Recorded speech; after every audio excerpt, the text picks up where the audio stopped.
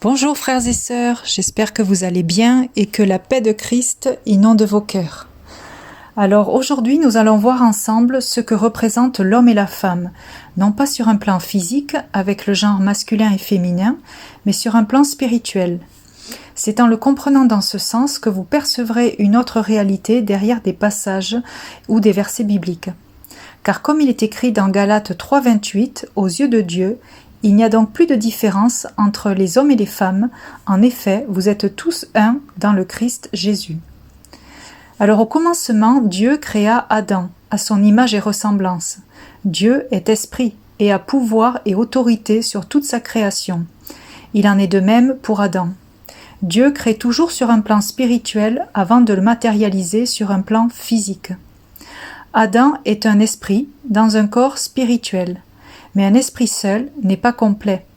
Alors comme Dieu nous a créés, il crée Ève, une âme, qui l'accompagnera pour ne faire qu'un. Donc spirituellement, Adam représente l'esprit et Ève l'âme. Tout comme Christ est la tête, esprit vivifiant, et son épouse, âme et corps. Apocalypse 21, 9. Viens, je te montrerai l'épouse, la femme de l'agneau. C'est une âme rattachée à l'esprit de Christ. Avant la chute, c'est l'esprit, soit Adam, qui régnait dans le jardin. L'esprit dominait l'âme. Mais qui des deux est le plus faible, l'âme ou l'esprit? Matthieu 26, 41. Veillez et priez, afin que vous ne tombiez pas dans la tentation, car l'esprit est bien disposé, mais la chair est faible. Par amour, Dieu a laissé le libre arbitre en chacun de nous. L'âme, Ève, avait le choix entre se soumettre aux paroles de Dieu, qui l'ont averti de la conséquence de la désobéissance, la mort, ou bien de céder aux propositions de paroles étrangères. Un jour, à un moment propice pour lui, le serpent, le mal, est venu frapper à la porte. D'après vous, quel est le meilleur moment pour l'ennemi de venir subtilement?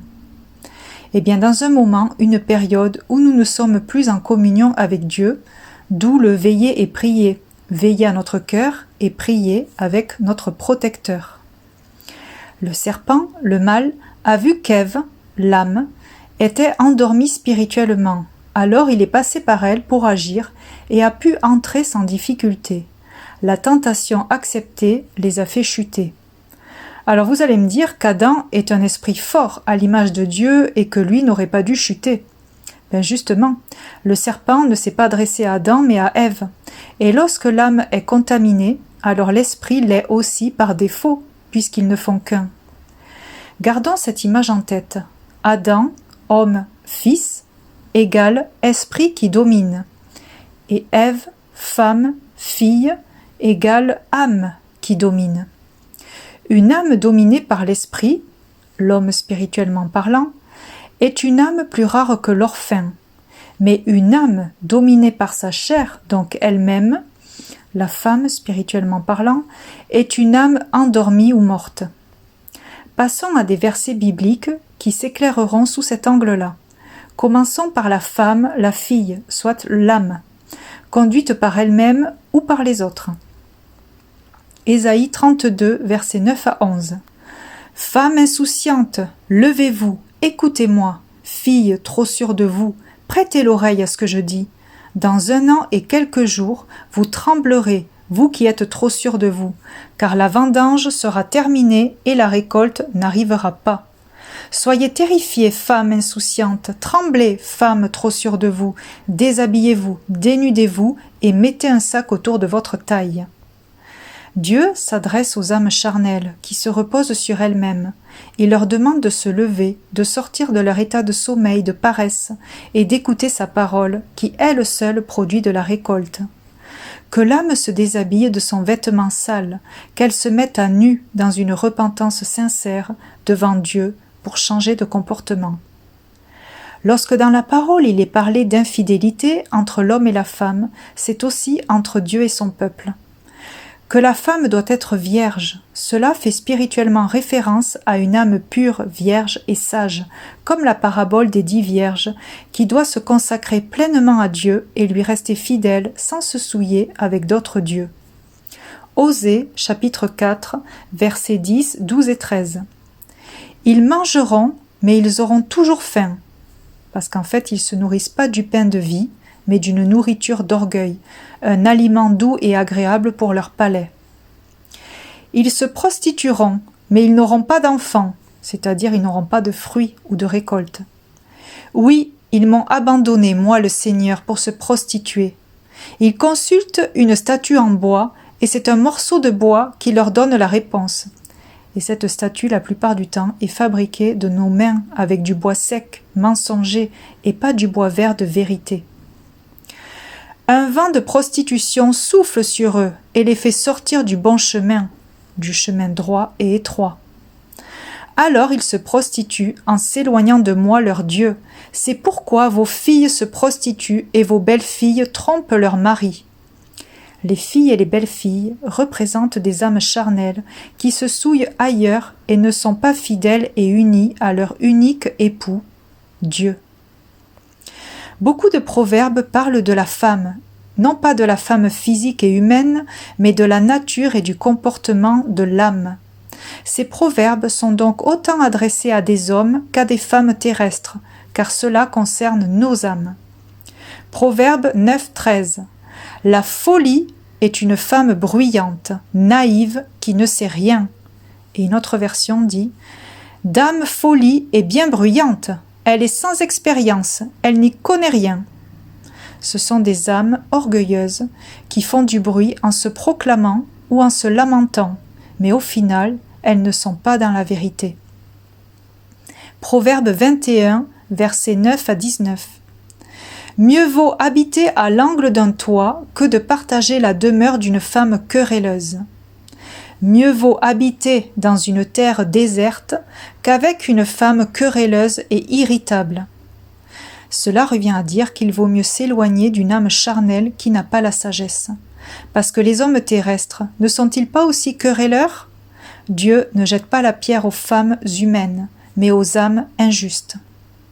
Proverbe 3, versets 31-32. Ne sois pas jaloux de l'homme violent et ne choisis aucune de ses voies, car l'Éternel a horreur de l'homme perverti, mais il est un ami pour les hommes droits. Dieu parle à une âme qui le suit, donc conduite par son esprit, et de ne pas envier les âmes charnelles qui par elles-mêmes obtiennent des résultats, car il est ami seulement avec ceux qui sont justes. Proverbe 12, 4. Une femme de valeur est une couronne pour son mari, mais celle qui fait honte est une carie dans ses os. Et ce proverbe, ce verset me fait penser, résume bien l'histoire de Vashti et Esther auprès du roi Assuérus. Le roi est fier de sa première reine Vashti, et il veut l'inviter à se présenter à ses invités lors du repas pour montrer sa couronne, qui en fait est une couronne de vie que Jésus nous donne. Mais Vashti est une âme orgueilleuse qui refuse de paraître. Donc elle est passée de la femme de valeur, une âme honorable, à une carie pour les os du roi. Proverbe 2, chapitre 2, versets 16, 17, 20 et 21. Tu seras délivré de la femme étrangère, de l'inconnu au discours flatteur. C'est notre âme qui sera délivrée d'une âme trompeuse et mensongère. Qui abandonne l'ami de sa jeunesse. L'ami de sa jeunesse, c'est la sagesse de Dieu. Et qui oublie l'alliance de son Dieu. Tu marcheras ainsi sur la voie des hommes de bien, sur la voie d'un esprit fort. Tu persévéreras sur les sentiers des justes. En effet, les hommes droits habiteront le pays, les hommes intègres y resteront. Le pays où Dieu réside est un pays de justice conduit par son esprit. Proverbe 30, 16. Le séjour des morts, la femme stérile, la terre qui n'est pas saturée d'eau et le feu qui ne dit jamais assez. La femme stérile, c'est une âme sèche qui ne produit rien de bon, alors elle est jetée au feu sans fin. Passons aux hommes, aux fils, soit des âmes conduites par l'esprit. N'avez-vous pas trouvé étrange que dans toute la descendance généalogique de la Bible, il n'y a que des naissances de garçons ? L'homme est toujours choisi. Pourquoi ? Dieu fait-il de la discrimination ? Parce qu'en fait, derrière chaque représentation d'homme se cache Christ, soit le Fils de l'homme, un esprit fort et victorieux, mais dans un corps humain imparfait. Psaume 4,4. Sachez que l'Éternel s'est choisi un homme pieux. L'Éternel entend quand je crie à lui. C'est une âme bien disposée, conduite par son esprit, qui sait se faire entendre. C'est ça l'homme. Proverbe 3,13. Heureux l'homme qui a trouvé la sagesse et l'homme qui possède l'intelligence. En fait, c'est un esprit renouvelé. Proverbe 11,17. L'homme bon fait du bien à son âme, mais l'homme cruel trouble sa propre chair. C'est-à-dire que l'homme bon, c'est une âme conduite par l'esprit, elle se fait du bien elle-même. Mais l'âme qui est conduite par elle-même se trouble dans sa confusion. Proverbe 1,10. Mon fils, si des pécheurs veulent te séduire, ne te laisse pas gagner.